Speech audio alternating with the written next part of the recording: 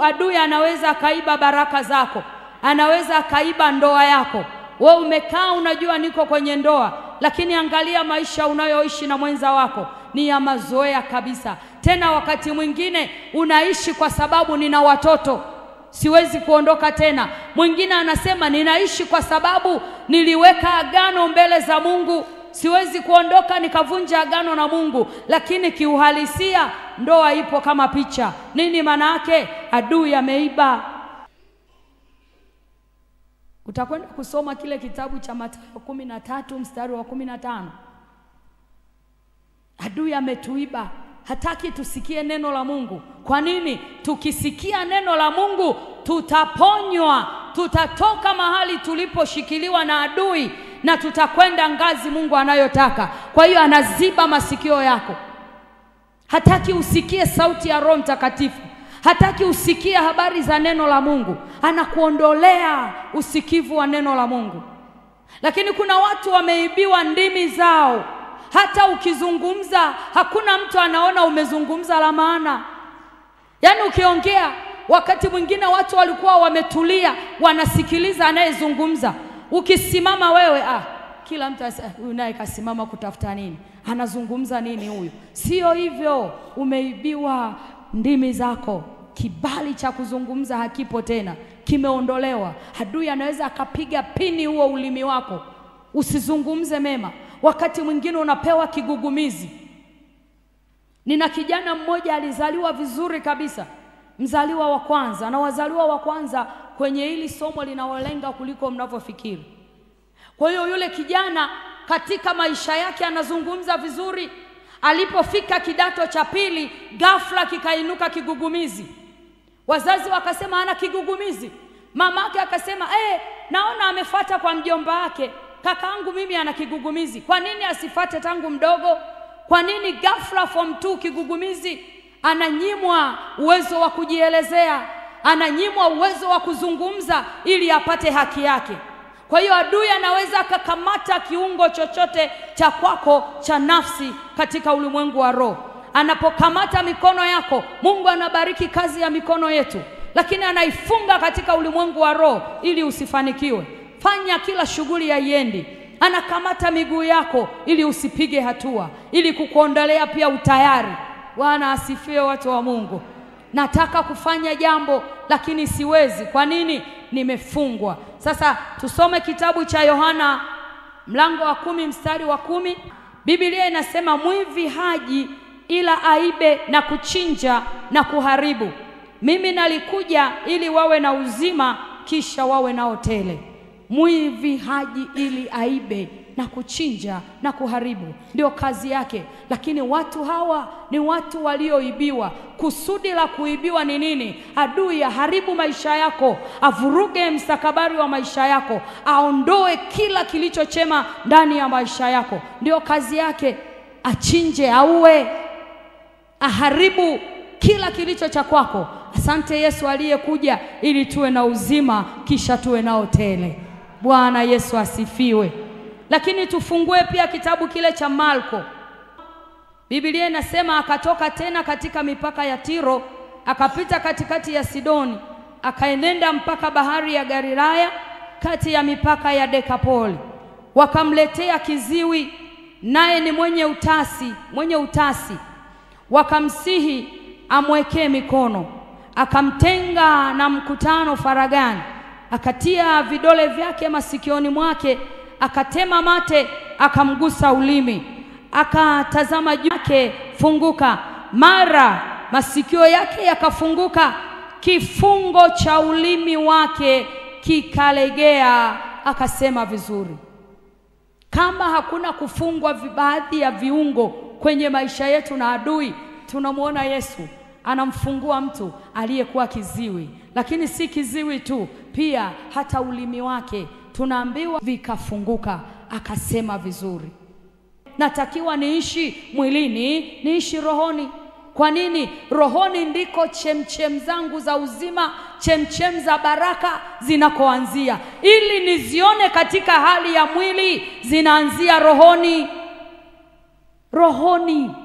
Bwana asifiwe, watu wa Mungu. Ulimwengu wa roho upo na unatenda kazi sawa sawa na ulimwengu wa roho. Unafunga mafanikio yetu ili tusifikie yale Mungu aliyokusudia. Upo kazini kweli kweli kuliko hata unavyofikiri wewe. Tunaona hapa kwenye huu mstari kuwa kuna uhusiano mkubwa kati ya ulimwengu wa roho na baraka zetu ambazo tunatakiwa kuwa nazo kutoka katika Kristo Yesu. Kuna uhusiano hapa kwenye hili neno. Atukuzwe Mungu Baba wa Bwana wetu Yesu Kristo, aliyetubariki kwa baraka zote za rohoni katika ulimwengu wa roho. Uhusiano mkubwa sana wa baraka zetu na ulimwengu wa roho, lakini ulimwengu wa roho ndio unaotufanya tuishi maisha tunayoyaona. Kwa nini? Wakati mwingine kuna mahali inawezekana tumezembea. Haleluya. Inawezekana tumezembea. Anasema kati ya ulimwengu wa roho na baraka zetu ambazo tunatakiwa kuwa nazo katika Yesu Kristo, ila hatuzioni mpaka ukae rohoni. Kwa hiyo ulimwengu wa roho ndio unaotutengenezea mazingira ya ushindani katika maisha yetu. Unatuchelewesha, unatuzuilia maisha yetu, baraka zetu. Kwa kuwa vita yote tunayopambana nayo katika maisha yetu na kutuchelewesha na kutuzuilia baraka zetu au hatima zetu inatoka katika ulimwengu wa roho. Soma kile kitabu cha Waefeso 6 kuanzia mstari wa 10 na kuendelea. Waefeso 6 kuanzia ule mstari wa 10, tasoma haraka kidogo mpaka nitakapoishia. Inasema, hatimaye mzidi kuwa hodari katika Bwana na katika uweza wa nguvu zake. Vaeni silaha zote za Mungu pate kuweza kuzipinga hila za shetani.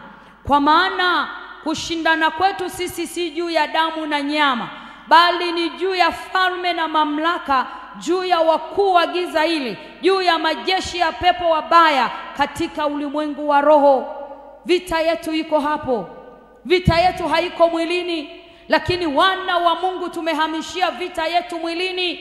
Kutana na mtu ambaye amecheleweshwa, kutana na mtu ambaye amezuiliwa mafanikio yake, atakuhesabia wabaya. Mamangu mdogo mbaya, shangazi yangu mbaya, jirani yangu mbaya. Usihamishie vita ya rohoni mwilini, unacheleweshwa. Nenda katika ulimwengu wa roho, kapangue hayo majeshi, kapangue hizo falme, kapangue hayo mamlaka, ili baraka zako uzione. Ukikaa kumwangalia mwanadamu, yeye ni mwanadamu kama wewe, adui anakuchelewesha. Ingia katika ulimwengu wa roho. Vita yetu sio ya damu na nyama. Ndio sasa unakutana na watu, tunaishi tumejaza watu kwenye moyo, hatutaki kuwaachilia. Siwezi kumsamehe. Kushindana kwetu sisi sio juu ya damu na nyama. Usishindane katika damu na nyama uliyeokoka. Nenda katika ulimwengu wa roho. Halafu ukizama katika ulimwengu wa roho, unaweza ukasema, watu wanasemaga kwa nini huyu mtu anaomba masaa 2 matatu? Mungu anakupeleka mpaka kwenye chanzo cha tatizo, halafu anakupa uwezo, anakupa nguvu ya kupangua kila moja. Ukitoka mahali hapo, wewe ni mshindi. Haleluya. Si unajua Biblia ilivyoandika kwenye kitabu cha Yeremia, watashindana lakini kwa nini wanashinda? Vita yako unaipeleka katika ulimwengu wa damu na nyama. Hawatashinda kama vita yako utaipeleka rohoni. Amina, watu wa Mungu. Kwa hiyo tusilete mchezo kwenye hili jambo. Lazima tukubali kupambana. Lakini kwa nini tunashindwa? Soma na mimi tena kitabu cha Waamuzi mlango wa 5. Tunasogea kidogo. Asante Yesu. Kitabu kile cha Waamuzi mlango wa 5. Kitabu cha Waamuzi mlango wa 5 na ule mstari wa 8. Biblia inasema, walichagua miungu mipya, ndipo kulikuwa na vita malangoni. Walichagua miungu mipya. Chanzo cha kwanza cha kuwepo vifungo kwenye maisha yetu ni dhambi. Wewe unayeandika, andika kabisa, ni dhambi. Dhambi ni uasi. Dhambi ni kwenda kinyume na sheria za Mungu. Unapokwenda kinyume na sheria za Mungu, umemwacha Mungu, umechagua Mungu mwingine. Na unapochagua Mungu mwingine, elewa kabisa Mungu aliye wa kwanza lazima akae pembeni. Ukichagua Mungu mpya kwenye maisha yako, yule Mungu wa kwanza lazima akae pembeni. Hawa wana wa Israeli walichagua miungu mipya, ndipo kulikuwa na vita malangoni.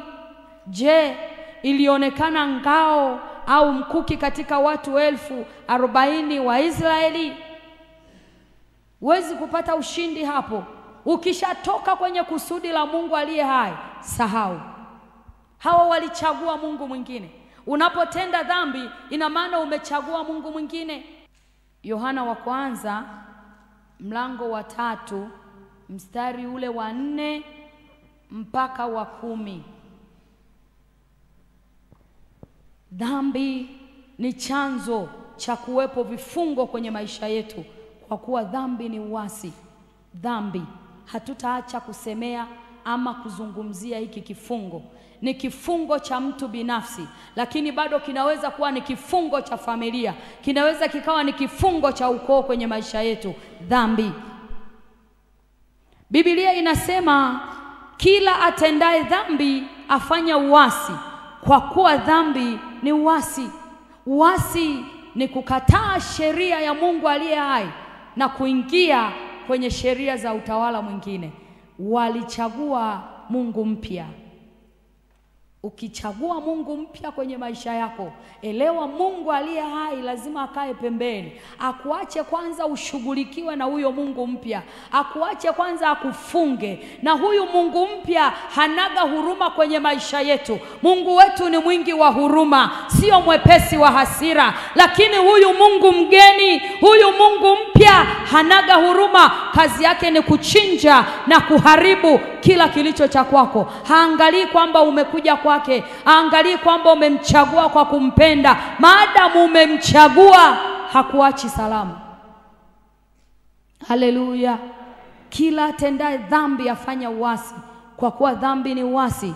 Nanyi mnajua ya kuwa yeye alidhihirishwa ili aziondoe dhambi, na dhambi haimo ndani yake. Yesu alidhihirishwa aziondoe dhambi katikati ya maisha yetu. Alitukomboa, akaachilia msamaha wa dhambi zetu. Lakini kwa nini bado tumeshikiliwa na vifungo? Dhambi. Biblia inasema mstari wa 6, kila akaaye ndani yake hatendi dhambi. Sisi tuliookoka, kila mtu wewe jichunguze, jipeleleze mwenyewe.